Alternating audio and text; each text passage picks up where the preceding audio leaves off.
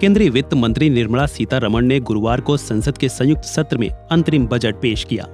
Budget में हर बार कुछ न कुछ खास रहता है। इस बार भी वित्त मंत्री निर्मला सीतारमण ने अंतरिम बजट में कई योजनाओं की घोषणा की है। बजट भाषण के दौरान वित्त मंत्री ने कहा कि उनके लिए देश में महिला, गरीब, युवा और किसान जैसी 4 जातियां हैं और यह बजट भी उन पर ही फोकस करता है। देश के इतिहास में कई ऐसे बजट सामने आए हैं जिनकी खूबियों और खामियों की वजह से उनकी आज भी खासा चर्चा होती है। तो आज ऐसे ही कुछ चर्चित बजट के बारे में जानेंगे। बजट में देश का वित्त मंत्री आर्थिक लेखा जोखा देश के आम जनमानस के सामने रखता है और वह देश की कमाई और खर्च का हिसाब किताब देता है। साथ ही भविष्य के लिए आर्थिक रोड मैप को लेकर भी ब्यौरा पेश किया जाता है, जिसके चलते कुछ बजट ऐतिहासिक बन जाते हैं। ऐसा ही एक बजट है बीते हाल के कुछ साल पहले का, जिसे वित्त मंत्री निर्मला सीतारमण ने ही साल 2021 में पेश किया था, जिसे 100 सालों में एक बार आने वाला बजट कहा गया है। इसमें निजीकरण, टैक्स प्रावधानों, इंफ्रास्ट्रक्चर और स्वास्थ्य आदि को लेकर कई अहम ऐलान किए गए थे। ऐसा ही एक मशहूर बजट है मिलेनियम बजट, जो 21वीं सदी का पहला बजट था और इसे तत्कालीन अटल बिहारी की सरकार में वित्त मंत्री यशवंत सिन्हा ने पेश किया था। साल 2000 के इस बजट को मिलेनियम बजट के नाम से जाना गया। इसमें आईटी सेक्टर को टैक्स में छूट दी गई।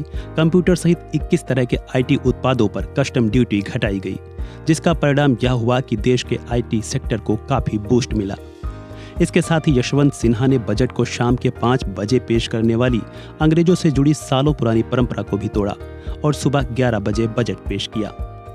मिलेनियम बजट के कुछ समय बाद साल 2002 में यशवंत सिन्हा ऐसा बजट लाए जिसे रोल बैक बजट के रूप में जाना जाता है।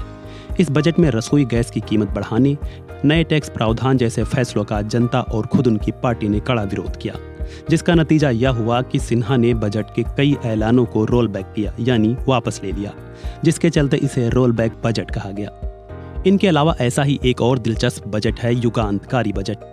दरअसल साल 1991 में भारत आर्थिक तंगी से जूझ रहा था और भारत को आर्थिक तंगी से उबारने के लिए पीवी नरसिम्हा राव की सरकार युगांतकारी बजट लेकर आई, जिसको आकार दिया था तत्कालीन वित्त मंत्री और देश के पूर्व प्रधानमंत्री डॉक्टर मनमोहन सिंह ने।